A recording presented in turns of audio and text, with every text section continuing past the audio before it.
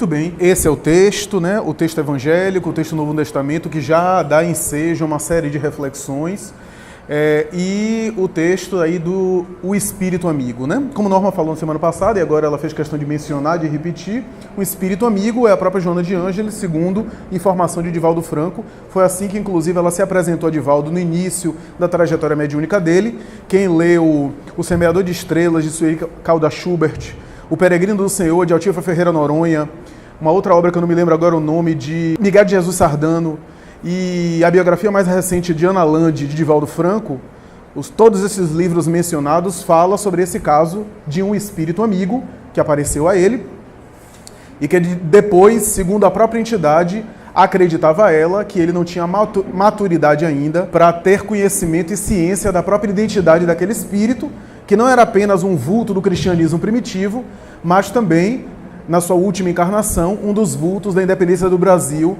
com uma grande abadesa, Joana Angélica de Jesus. Então, graças a isso, ela se ocultou, já que nomes são do nosso ego. Os espíritos pouca importância dão para nomes. Eu acho interessante porque isso Kardec fala várias vezes, e os espíritas costumam brigar por causa de nomes do espírito que deu a mensagem na mediúnica. Né? E Kardec enfatiza isso, tem um capítulo só do Livro dos Médiuns, eu nem estava programado para falar isso, mas tem um capítulo no Livro dos Médiuns chamado Da Identidade dos Espíritos, que Kardec bate nisso várias vezes, dizendo que o nome pouco importa, porque os espíritos pouca importância dão para nome. Grandes verdades espirituais podem vir de José da Silva, e grandes erros podem vir de um aparente Rui Barbosa, que não é Rui Barbosa. É um suposto Rui Barbosa. Mas essa coisa do nome de quem assinou a mensagem satisfaz muito ao nosso ego. Razão pela qual os espíritos dão muitos pseudônimos.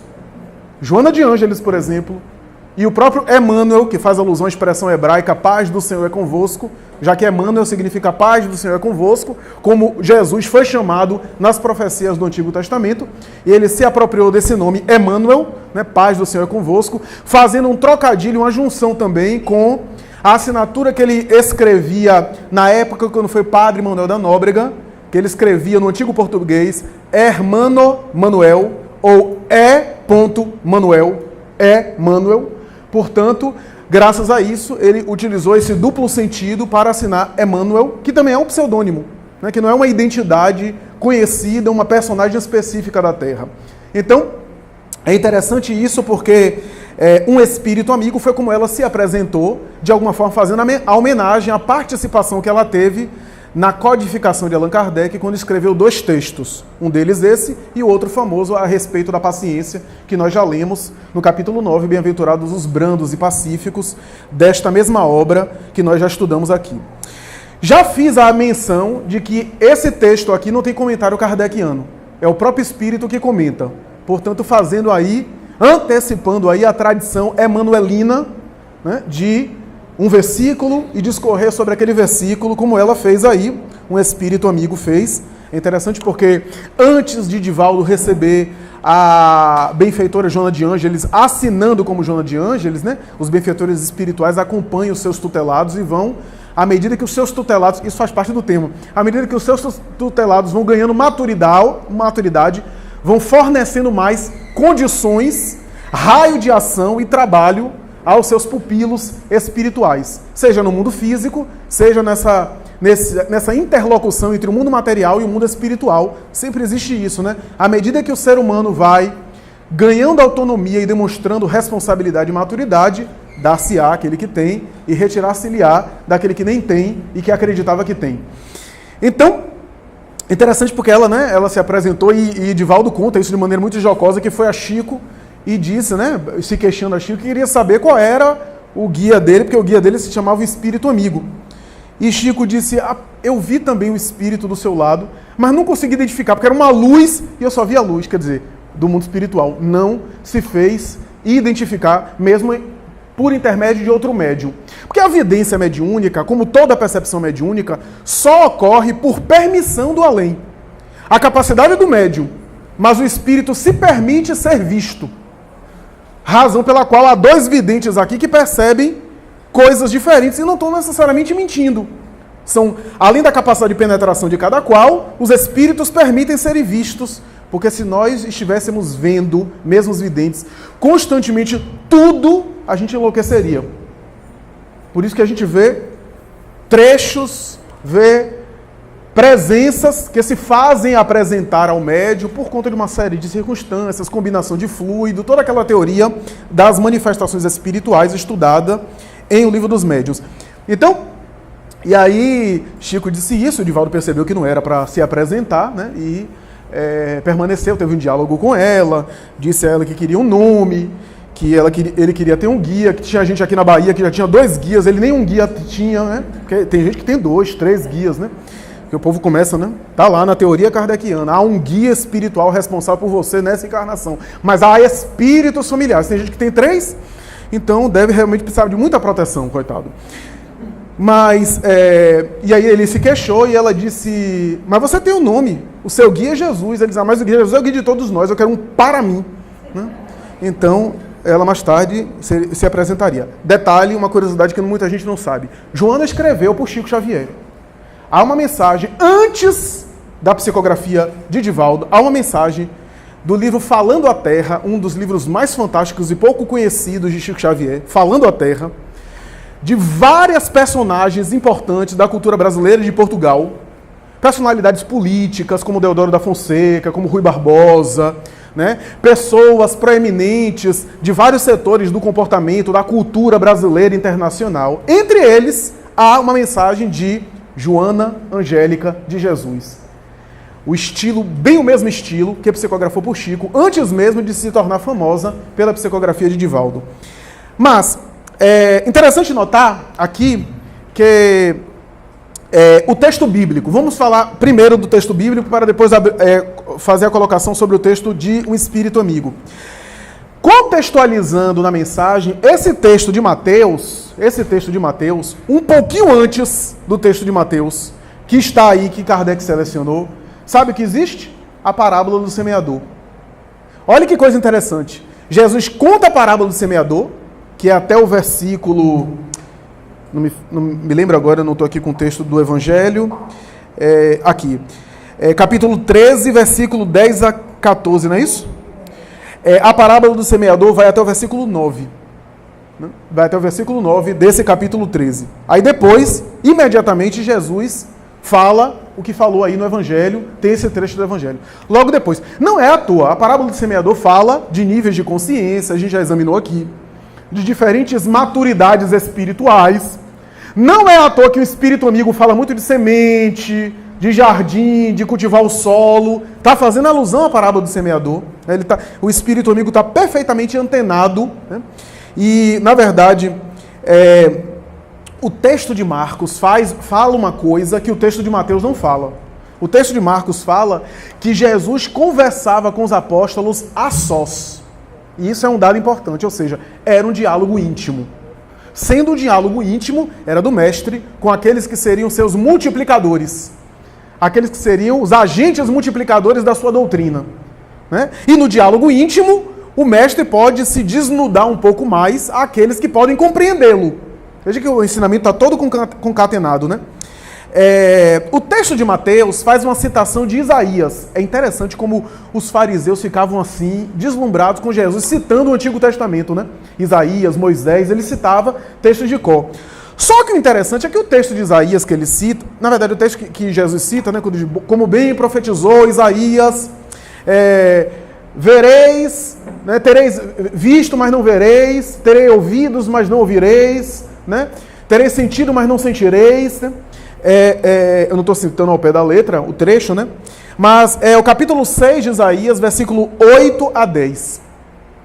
Só que quando a gente pega a Bíblia, diz assim, versículo 8, não é propriamente como Jesus citou.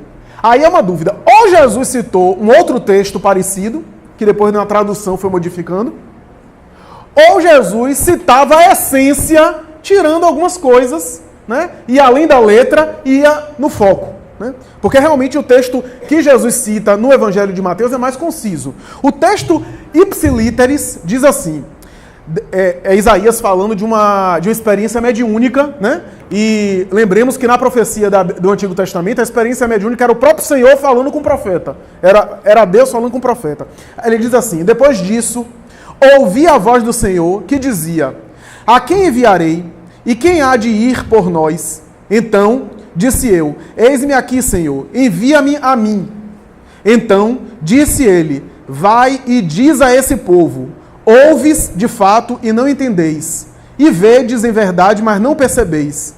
Engorda o coração desse povo, e faz-lhe pesados os ouvidos. Fecha-lhe os olhos, para que ele não veja com seus olhos, e não ouça com seus ouvidos, nem entenda com seu coração, nem se converta e seja sarado. Interessante a expressão sarado ou curado, com algumas traduções, né? Jesus estava ali para curar, né? Então estava fazendo uma menção. Jesus fazia muitas menções, principalmente a Isaías, porque Isaías, como nós já comentamos aqui, é um profeta que fala de um Messias pacífico. Diferente de outras tradições que falam de um Messias guerreiro, que pega em armas, que vai para a revolução. Por isso a dúvida dos próprios apóstolos. Quando Jesus morreu na cruz, eles ficavam: cadê a revolução? Porque a maioria das escolas rabínicas esperava um Messias zelote. Lembra do livro que foi lançado aí? Zelote, né? Que ficou no primeiro lugar no New York Times do best-seller, falando de um Messias guerreiro, porque essa é uma tradição antiga, né? E Jesus citava muito Isaías, né? Há um momento que ele, na casa de Simão Pedro, pega um texto de Isaías, abre, lê o texto de Isaías, olha para os discípulos e diz assim: essa profecia acaba de se cumprir. Estava se referindo ao Messias. E Isaías também fazia advertências sérias a Israel e a Jerusalém especificamente, né? Então essa daqui é uma advertência que o povo não ia compreender, né? Que teria olhos, mas não veria. E que o próprio Senhor assim estabeleceria. Lembram da parábola da figueira seca, que também é uma metáfora em relação a Israel, que a figueira que secou é a própria Israel, né, que não aproveitou, né, o manancial divino que sobre ela foi depositado com os profetas, com a grande cultura religiosa, com o patrimônio espiritual que o povo hebreu recebeu. Só que os teólogos atuais tiveram um insight. Perceberam que a Bíblia que a gente tem hoje, principalmente o Antigo Testamento, é da tradição hebraica, que é a tradição oficial, né? Toda aquela tradição de mais de 2.000 anos, né? Muito antes de Cristo, né? Quase 3.000 anos, que há vestígios desses textos em aramaico, primeiro em hebraico, depois em aramaico, porque aramaico é um dialeto que veio depois, né? Graças à miscigenação com os assírios, o cativeiro da Babilônia. Perceberam o seguinte: muita gente não sabe que existe uma outra tradução do Antigo Testamento, da Bíblia hebraica, chamada Septuaginta. A Septuaginta foi uma tentativa de alguns gregos de pegar a tradição da Bíblia hebraica e traduzir para o povo grego ter acesso àquela cultura, e que ficou na biblioteca de Alexandria, antes de ser queimada. Septuaginta porque fazia a menção a 70. A tradição diz que foram 70 ou 72 sábios que traduziram à mão aqueles textos para o grego, o koiné, o grego antigo, né? O grego helênico da época. A tradução mais antiga que a gente tem na Septuaginta está no texto de Mateus.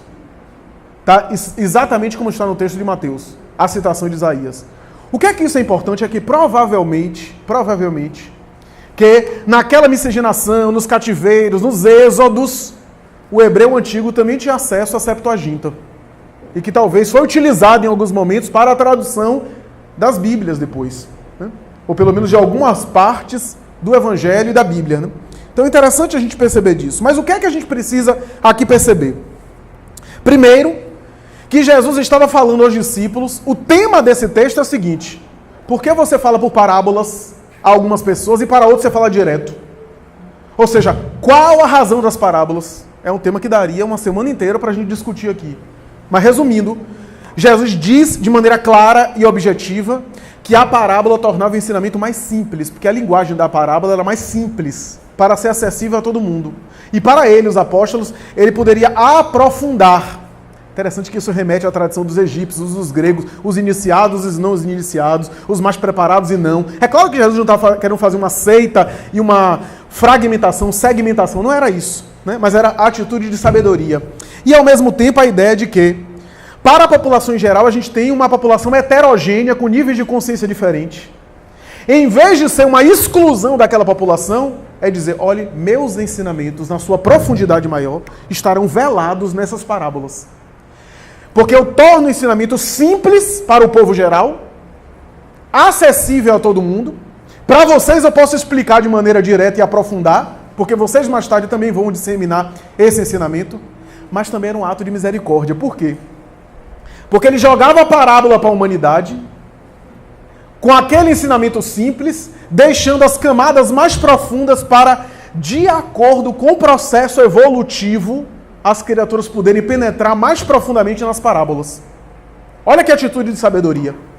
Deixou um ensinamento. A linguagem das parábolas é simples, então compreensível, mas ao mesmo tempo era uma atitude de grande misericórdia para que no futuro, com o processo de evolução da própria criatura, a criatura compreendesse melhor e fosse penetrando mais profundamente naqueles ensinos parabólicos. Mas ao mesmo tempo, há uma menção clara que Jesus ocultava, pelo menos na linguagem frontal, determinados ensinos para o povo geral. E ele chegou a dizer no Evangelho de Marcos, uma linguagem clara: não se joga pérola aos cães. Né? E outra tradução, aos porcos. Né? Há essa ideia de não desperdiçar. Paulo mais tarde vai falar do alimento sólido e líquido que a gente já comentou aqui na semana passada. Né? Chico Xavier tem uma colocação no Evangelho de Chico Xavier que eu acho muito bonita. Ele vai dizer, uma das obras mais belas que eu vejo de comentário do próprio Chico a respeito do Evangelho. Né? Ele vai dizer o seguinte: que tem gente que pega em armas para lutar contra o mal, mas nós não temos capacidade ainda de lutar contra todo o mal que existe, porque a gente não tem capacidade nem de lutar contra o nosso próprio mal que está dentro de nós. Razão pela qual há esquecimento do passado, porque a gente não daria conta de todo o mal que existe ainda dentro de nós guardado. E aí ele diz o seguinte: se fosse para a gente saber a verdade diretamente, Deus revelava de chofre para todos nós e a gente não suportaria. Por isso que Deus vai esperando que a gente amadureça e vai revelando verdades aos poucos. E aí disse a bela frase que ficou mais tarde famosa, né? A verdade é como um diamante que atirado na face dói, mas todo mundo gosta do brilhante para ser contemplado. Ou é uma luz que se acostuma aos poucos, mas a luz a queima-roupa diante de alguém que está na escuridão dói à vista. E aí ele diz uma colocação que eu acho ainda mais bonita. Ele diz assim: eu prefiro a mentira que ajude do que a verdade que destrua. Entenda quem puder. É óbvio que Chico não estava fazendo apologia de a gente ser desonesto e enganar as pessoas. Mas o que é verdade e mentira? São conceitos também que nós ainda não temos de maneira absoluta. São conceitos relativos. Vou explicar com a história. Zé Arigó, quando estava no auge da tarefa mediúnica dele, na produção mediúnica de cura, né? Que, em minha forma de entender, não houve um médium de cura ao nível de Arigó, do ponto de vista do fenômeno mediúnico, embora fosse quase analfabeto, iletrado, não era espírita, era católico, muita gente não sabe, embora adorasse o Evangelho segundo o Espiritismo e admirava Chico, viajava inclusive para Uberaba para conversar com Chico, eram muito amigos, né? Arigó, no auge, recebeu um senhor de São Paulo, né, com uma problemática de saúde. E Fritz, o famoso Fritz, né, em incorporação, disse: olhe, volte à sua São Paulo e faça os tratamentos com o médico convencional, porque o que a gente pôde fazer, já fez. E o homem disse: não, mas eu quero uma resposta direta de você. Eu fico bom ou não fico desse câncer? E Fritz disse: olhe, isso depende muito de uma série de processos que escapam aos nossos olhos, a sua programação reencarnatória, as influências, o tipo de vida que você vai levar, como você vai responder, a sua conduta, etc., em relação ao câncer, porque o tempo todo a gente está alterando o nosso destino, a depender das nossas opções. E o homem continuou insistindo. Muita gente não sabe, Fritz não era espírito superior. Era um hábil médico, foi médico na Terra, continuava tendo um conhecimento da fisiologia humana, um espírito endividado, inclusive, quem sabe da história deles dois sabe. Mas era um espírito que conhecia a fisiologia e estava reparando determinados erros. Mas não era espírito transcendental. Ele costumava dizer: quem quiser santo, vai a Uberaba conversar com o Chico Xavier, porque comigo é no pau. Porque ele tinha uma linguagem um pouco grosseira e agressiva, né? Com aquele sotaque alemão à portuguesa. E em determinado momento o indivíduo insistiu tanto que o espírito irritou. O espírito irritou e disse: esse seu câncer não vai te dar nem mais 6 meses de vida. O homem voltou a São Paulo e se suicidou. Então acho que essa história dá para explicar a verdade que destrói e a mentira que ajuda. Então por que eu estou falando isso? Jesus nunca mentiu, mas está claro que para não perturbar as pessoas, ele ocultou alguns ensinos reservando ao futuro. do que perturbar as pessoas. E os espíritos bons também fazem isso conosco. Mas está claro para nós, que quando ele conversa com os apóstolos dizendo, porque a eles não é dado conhecer o reino dos céus e a vós é dado, ele quer dizer em termos relativos. Ele quer dizer que a linguagem profunda do reino dos céus, a população em geral ainda não vai compreender totalmente. Tanto é que não compreendeu o Sermão da Montanha. O Sermão da Montanha era muito difícil para a população, talvez até para os próprios apóstolos. Mas qual era a linguagem, muitas aspas no que eu vou falar, viu? A linguagem dos iniciados ou dos esotéricos, entre aspas, ou seja, para aqueles que podiam compreender o pensamento do Cristo mais desenvolvido. Qual era a linguagem que ele queria dizer? Que o reino dos céus não é material, não é externo, não é visível, não vem com aparências exteriores. Isso é importante. Que derrota no mundo, muitas vezes é vitória espiritual. E que muitas vezes vitória no mundo é uma grande queda espiritual. É isso que está na contradição das bem-aventuranças. Bem-aventurados que sofrem, bem-aventurados que perdem, aquele que perder a sua vida ganha lá, aquele que ganha a sua vida perder lá. Essa aparente contradição do mundo material e dos valores do espírito. Porque não é que a gente sempre tem que estar desgraçado na Terra para evoluir. Mas em muitas situações a gente quase sempre cai espiritualmente no riso e na glória. E muitas vezes a gente evolui espiritualmente nas lágrimas, pelo menos ainda em nosso nível evolutivo, nas lágrimas ou no suor, como dizia ele, né? Sempre transpirando, chorando ou suando. A linguagem direta do reino dos céus fala que o bem dado aos adversários é a verdadeira coragem e não destruir o adversário ou ao inimigo. E que o reino dos céus é de outro mundo, mas é conquistado nesse mundo, quando se vive nesse mundo a vida de outro mundo. É para complicar, né? Mas é por aí mesmo, a gente endoida uma hora dessa, a gente não entende mais nada. Mas enfim, o que eu quero dizer é que vivemos aqui, mas não somos daqui, portanto, a ideia é viver a vida daqui, mas não viver a vida para esse mundo, viver uma vida da essência do outro mundo, embora estando aqui. É necessário conquistar esse outro mundo enquanto estamos nesse mundo. Nem a gente vai conquistar o reino dos céus quando passar para após a morte, porque se conquista aqui. Nem é para viver apenas a serviço daqui, porque daqui não somos. Essa é a mensagem do reino dos céus, né? Então é óbvio que uma mensagem dessa, para aquela época, a população geral, era muito complicada. Os hebreus nem sabiam direito como é que era a vida espiritual. Tinham uma ideia de que a alma continua, mas a noção exata de como era isso, a vida após a morte, não tinham ideia.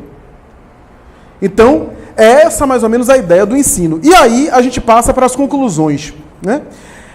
Vejam como esse texto está perfeitamente conectado com o ensino anterior. O ensino anterior diz, muito se pedirá àquele que muito recebeu. Esse diz, dá-se-á àquele que tem, retirar-se-lhe-á àquele que tem, ou pouco tem, ou que nada tem.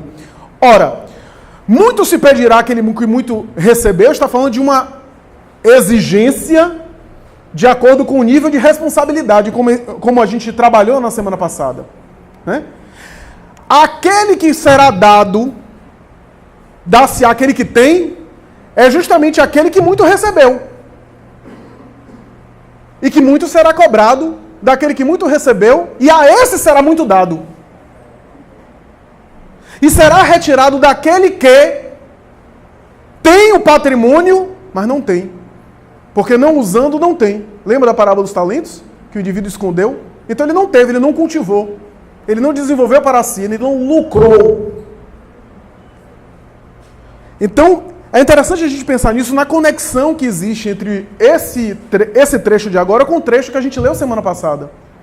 São os mesmos indivíduos a que Jesus se referia. Ele está fazendo um discurso de níveis de consciência e está dizendo que aquele indivíduo a quem foi muito dado e muito será cobrado, né, é o mesmo indivíduo que dá-se-á muito, a depender de como ele se conduza.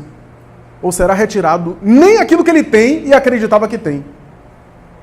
E aí a gente não pode deixar de projetar luz sobre isso com o ensinamento espírita. O que é que a gente acha que tem, mas não necessariamente tem ainda? As mordomias, o termo é de propósito, nós somos mordomos de alguns valores que nem sempre a gente já conquistou. Às vezes é uma concessão que a gente está tendo para conquistar. Por exemplo, as concessões materiais que a gente tem no mundo. A inteligência, ou seja, a capacidade de articular o raciocínio, né? A cultura, a saúde. Nem sempre a gente já conquistou aquilo, mas a gente tem aquelas características para desenvolvê-las, para preservá-las e para indelevelmente introjetá-las, arquivá-las como bagagem e aí sim armazená-las. Em outras palavras, aquele que está tendo uma concessão de determinadas mordomias, por isso que o Evangelho fala do mordomo, do administrador. Paulo tem uma epístola que vai falar isso, né? Dá conta da tua administração nesse mundo. Ou seja, estamos recebendo determinados valores do mundo material temporários para arquivá-los e transformá-los em valores do ser eterno. Né? Transformar as riquezas da terra em riquezas do Espírito, né? Riquezas do céu. É uma mensagem que está no Evangelho de Lucas, né? Então, se eu não utilizo bem, essas concessões me podem ser retiradas. Eu posso sofrer uma privação para dar valor àquilo que eu não dei. É o que os espíritos falam tanto na literatura mediúnica sobre alguns processos de lei de causa e efeito. De lei de causa e efeito. Os processos compensatórios da lei de causa e efeito. Então, eu tenho uma inteligência, venho com uma saúde física que me permite, nesse corpo, utilizar e expressar a minha inteligência, para que eu a desenvolva e à medida que eu uso até em termos materiais, gente. Se eu tenho uma habilidade para tocar piano e eu não treino, não estudo música, não me exercito, é óbvio que eu não terei a mesma habilidade daquele que exercita, que treina, que diariamente está revisando. A faculdade que é exercitada tende a aumentar, a desenvolver, a ter mais. Nós temos mais. A inteligência que a gente usa tende a se expandir. E todas as faculdades, todas as condições nesse mundo. Mas na lei de causa e efeito também é assim. A lei de causa e efeito tem um mecanismo compensatório. Então aquilo que eu utilizo, que eu expando e que eu projeto em prol do bem meu e do meu próximo, aquilo se expande e me dá novas oportunidades, novos ensejos, amplia o meu raio de ação, amplia a minha capacidade. Uma mediunidade, por exemplo, como a de Chico Xavier, não é uma mediunidade que foi exercitada apenas na sua última encarnação. Emmanuel tem uma mensagem em O Consolador que ele vai dizer: o gênio é o produto de séculos. Uma pessoa genial, né? Uma pessoa que tem uma genialidade, é uma inteligência que foi trabalhada em séculos. Quando a gente vê um Mozart, por exemplo, né? Precoce, que é talvez um dos arquétipos nossos de genialidade, né? Porque desde cedo. Então, aquilo ali foi trabalhado em séculos. E assim em qualquer área, porque não há milagres, né? Aí o exercício durante inúmeras reencarnações. Uma mediunidade também é uma faculdade psíquica de penetração como a do médium Chico Xavier e de outros, né? Que foi exercitada em muitas reencarnações. Né? A lei de causa e efeito tem dessas. Então eu utilizo bem, eu amplio. O que levou o espírito Joana de Ângeles a examinar a lei de causa e efeito e vai dizer: o que te faz falta hoje, desperdiçaste ontem. Né? Usaste mal e agora te faz carência em qualquer área. Porque às vezes eu desempenho bem uma tarefa e outra não. Então naquela área eu me saí bem, eu não tenho por que sofrer privação, ter problemas. Na outra não. Porque a gente evolui em várias frentes, né? Então eu posso, por exemplo, do ponto de vista profissional, me desenvolver bem, ser uma pessoa honesta, e do ponto de vista da minha saúde, estragar minha saúde com excessos. Destruir a minha saúde com excessos de toda sorte. Não vou ao médico, não me cuido. E aí reencarno com a minha vida profissional muito bem, mas com limitação na saúde. Com problemas, com limitações. E aí, como eu não quero morrer, eu vou para o médico. Vou fazer aquilo que eu não fiz antes. Tenho que me submeter a tratamentos, etc. Mas outras pessoas já cuidam muito bem da saúde, mas no trabalho passam golpes, passam a perna nos outros, voltam com uma problemática naquela área. Com desafios naquela área, com limitações naquela área, na área econômica, na área financeira. Assim é na área familiar. O indivíduo que usou, que foi um déspota na família, volta numa família com a qual não se identifica, que se sente deslocado. Quantos de nós existem assim? Que não se sente entronizado com a família, porque malbaratou e usou mal. Foi um déspota, negligenciou, a abandonou, e aí volta numa família com a qual não se identifica espiritualmente. Na área afetiva, foi um Dom Juan, um conquistador, ou uma Dona Joana, que hoje está na moda também. Saiu despedaçando, volta com questões nessa área.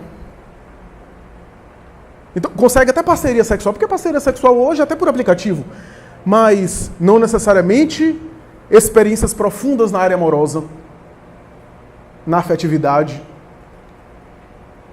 Então, a gente tem em várias áreas, na área financeira, são mecanismos compensatórios. Compensatórios. E às vezes a pessoa sai bem numa área e não sai bem em outra. Van Gogh foi muito bom na arte, mas na vida pessoal. E assim por diante. Só para concluir, quando eu me lembro, por exemplo, de Santos Dumont, eu me lembro de um comentário que Chico Xavier fez numa obra de Clóvis Tavares, que perguntaram a ele sobre Santos Dumont, esse grande pensador e engenhoso pesquisador, e Chico Xavier disse que a trajetória de Santos Dumont remetia ao século XI, quando foi um grande explorador viking. Mais tarde, voltando à Terra na condição do lendário Marco Polo. Reencarnou mais adiante como Cristóvão Colombo. É a mesma personagem, é a mesma personalidade. Aliás, é um detalhe da vida de Cristóvão Colombo que passa despercebido. Teve um momento que ele teve um fenômeno mediúnico, um transe mediúnico em alto mar, quando a sua esposa, Filipa Perestello, aparece em visões mediúnicas para ele. E ele não sabia porque ele deixou a mulher viva. Saiu, mas ela desencarnou durante o trajeto. Ele, em alto mar, meses, ela desencarnou e aparece em visões, ajudando-lhe a chegar ao seu destino, Assessorado, portanto, pelo mundo espiritual e também pela sua memória de outras experiências como explorador daquelas regiões. Mais tarde, reencarnar-se-ia e seria famoso aqui no Brasil como Padre Bartolomeu de Gusmão, o famoso padre voador, que fez a famosa passarola e que conseguiu colocar no ar. O mesmo espírito volta como Santos Dumont. Veja, o mesmo espírito na mesma área, ampliando as suas possibilidades, mas optou pelo suicídio. E aí, Chico Xavier olha para Clóvis Tavares, sorri e diz assim: Santos Dumont está na sua casa. Clóvis Tavares tinha um filho que bem pequenininho, foi vítima de um acidente, teve um traumatismo craniano e ficou paralisado do pescoço para baixo. E Chico disse: é um antigo suicídio. Em função daquele ato de rebeldia e de impulsividade, e que agora volta nessa condição. Como não tinha na estrutura genética o elemento para ele voltar com uma experiência teratológica, efeito do perispírito danificado pelo suicídio, as leis da vida permitiram, em face da sua consciência que queria o reparo, um acidente onde não havia a imprudência, a negligência de ninguém, e voltou daquela natureza. Eu não me lembro o nome dele, acho que era Carlos Tavares, irmão de Flávio Mussa Tavares. Flávio Tavares, inclusive, que está encarnado, conta essa história com muito detalhe. E voltou numa reencarnação anônima. E a Alta de Souza psicografava muitas mensagens para ele e para a família, porque a Alta de Souza teria sido Filipa Perestello, a esposa de Cristóvão Colombo. Então vocês vejam, o que é que eu quero falar com isso? O espírito desenvolve uma área, amplia suas possibilidades, amplia. Ao se equivocar, ao se exceder numa área, volta em outra experiência, em caráter experimental, um regime de carência naquela, para desenvolver outras áreas do sentimento e ampliar as suas possibilidades. Então, mais ou menos essa ideia. Tem muito mais coisa que a gente poderia dizer, mas acho que basta aqui e destacar a ideia que o próprio Espírito coloca, que é o seguinte: é o próprio Espírito que, pródigo e descuidado, não sabe conservar o que tem e aumentar, fecundando o óbolo que lhe caiu no coração, que é a essência do nosso raciocínio aqui Vamos franquear a palavra. Quem quiser agora contribuir, perguntar, agregar alguma coisa.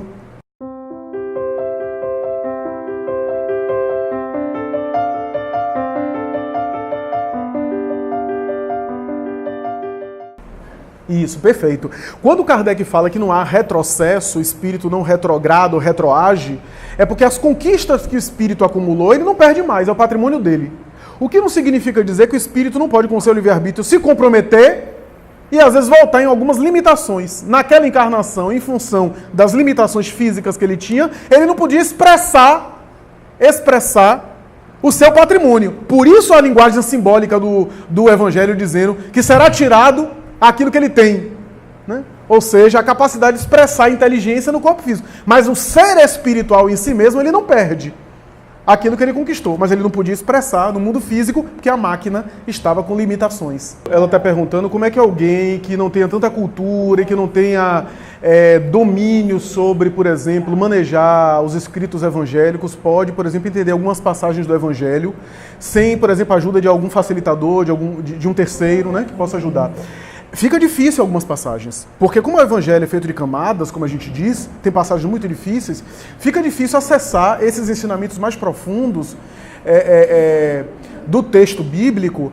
E o próprio Kardec diz isso na introdução do Evangelho segundo o Espiritismo. Ele chega a dizer o seguinte: sem os elementos que o Espiritismo apresenta, ele diz isso, algumas passagens do Evangelho ficariam incompreensíveis. É óbvio que a pessoa que tem uma cultura mais limitada e que não tem acesso, hoje, no nosso mundo, cada vez está sendo mais escasso não ter acesso, né? Porque até na falta de cultura formal, a pessoa pode, pelo autodidatismo, pela informática e até na ajuda de terceiros, conseguir melhorar, né? E até encontrar grupos como esse que, claro, traduzam numa linguagem mais simples, porque tudo é de acordo com o grupo, né? A gente tem aqui, por exemplo, estudiosos, palestrantes, então a gente tenta aprofundar o máximo possível para que isso mais tarde seja multiplicado adiante também, né? Essa compreensão.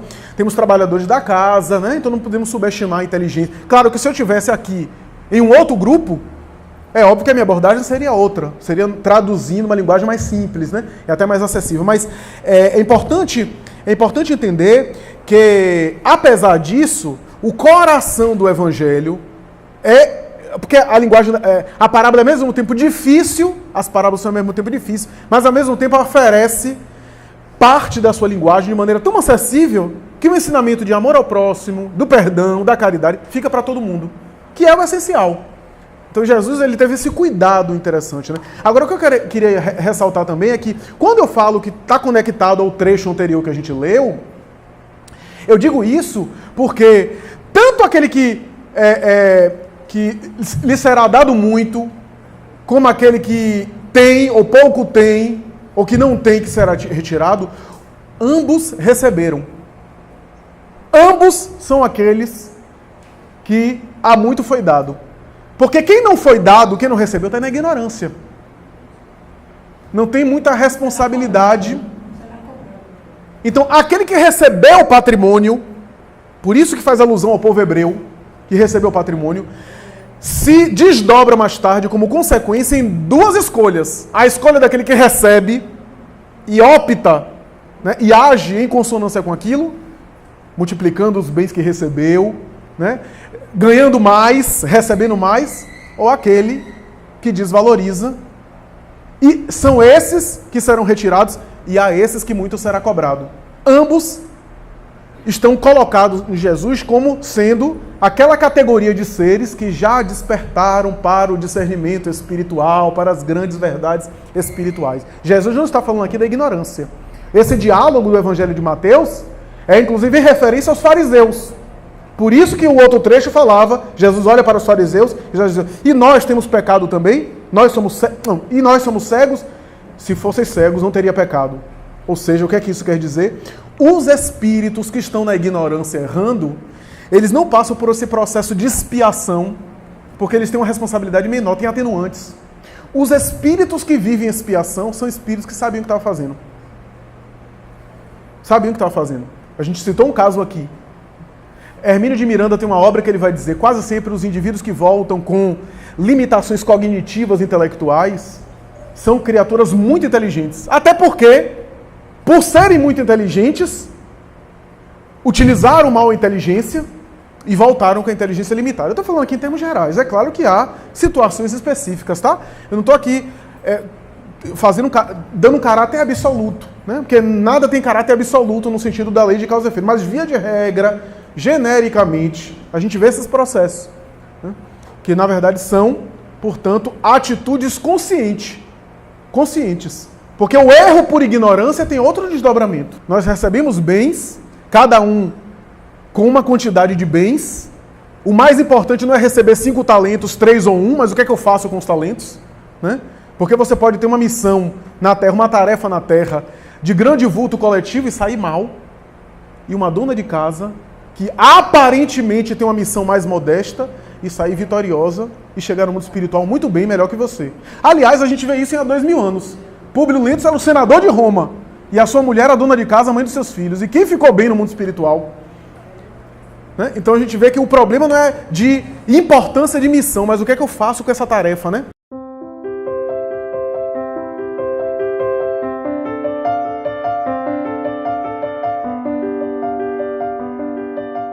Segundo boa parte das informações de Filomeno de Miranda, Emmanuel e outros, sim. O autista, pelo menos o caso que Filomeno de Miranda narra, por exemplo, em Loucura e Obsessão, e as referências que, por exemplo, André Luiz e o próprio Chico Xavier na obra Lições de Sabedoria trazem, é que o autista, genericamente falando, o autista é alguém que ou abusou da inteligência, utilizou mal a inteligência, ou é um ex-suicida, que voltou na sua consciência de culpa no seu mundo interior. Genericamente falando. Estou falando dos casos clássicos, até porque o autismo hoje tem uma outra configuração, está sendo examinado num espectro, né, que engloba desde esses sintomas mais clássicos, porque ambos os casos que eu estou citando aqui são aqueles sintomas clássicos do autismo, né, o caso Aderson, de loucura e obsessão, né, que é um caso clássico, né, de autismo, né, e os outros casos que André Luiz também menciona, né? Mas, via de regra, esses casos tradicionais fazem alusão a isso. Como, por exemplo, a esquizofrenia também, que tem uma alusão muito semelhante nessa ordem. Mas é claro que estamos aqui generalizando, né? Esse grupo é heterogêneo, não tem só de pessoas que estão há anos no espiritismo. Eu ouço muitos depoimentos, inclusive, da acessibilidade da mensagem, ainda que em alguns trechos eu preciso aprofundar para atender uma parte do grupo, e outros trechos se torna claro para todo mundo, né? Seja ilustrando com casos, como eu faço aqui, seja fazendo referências mais diretas, né? Então, por exemplo, a gente está falando aqui de casos genéricos, né? Casos genéricos. Ontem na Mediúnica a gente examinou, por exemplo, uma carta de Ivone Pereira, que ela se queixava em relação a um desafio que ela viveu na sua vida pessoal, inclusive trocando cartas com o próprio Divaldo Franco, que ela ficou boa parte no final da vida isolada do movimento espírita, e Divaldo também, como sofreu uma prova nessa área, se comunicava muito com ela, trocava inclusive mensagens mediúnicas, ela recebia Viana de Carvalho para ele recebia Joana de Ângeles para ela, e havia uma amizade muito forte entre os dois, né? Ivone é um caso excepcional, por exemplo, que era uma ex-suicida que não veio com problema de saúde física, veio com outros dramas, e superou o drama que ela gerou pelo suicídio antigo de uma outra forma, né? É um outro caso. Além dos missionários, porque no caso de Ivone é até um caso excepcional, porque é um espírito em expiação, por conta dos seus antigos suicídios, porque foi mais de um, volta com as marcas do suicídio no mundo emocional, no mundo interior. Ivone era muito triste, era uma mulher muito triste, muito melancólica, né? E viveu muitas limitações, morando de favor, sendo expulso da casa de sobrinho, para lá e para cá, passando necessidades materiais, sendo ajudada pela própria Federação Espírita Brasileira, e assim por diante. E além disso, ela tornou aquela expiação uma prova, um desafio, e tornou missão também, né? Se tornou uma missionária pela forma. Tá vendo? Porque não é tudo estanque, né? E nem tudo a gente pode examinar de uma maneira absoluta, né? Porque isso também são programações pré-estabelecidas, mas que a gente muda com o nosso livre-arbítrio, a gente altera a depender da condição. Nem todo sofrimento, a gente sempre diz, nem todo sofrimento é karma do passado, né? Eu vi uma palestra recente de Haroldo Dutra Dias, ele dizendo que quem olha o missionário acha que o missionário está em paz, tranquilo, né? Aí você olha Bezerra de Menezes, perdeu 9 filhos, né? 9 filhos ele enterrou. De filho pequenininho a filho com 20 anos. Né? 9 filhos ele enterrou. A gente fica, meu Deus, eu não tenho condição nem de ter 9 filhos, nem de ter, imagine perder 9 filhos. Né? Ele teve 15. Né? E enterrou 9. Né? Então, a gente acha que o missionário não sofre, passa por esse... Pelo contrário, dá o exemplo, né, numa vivência que aperfeiçoa ele mesmo, né? Então,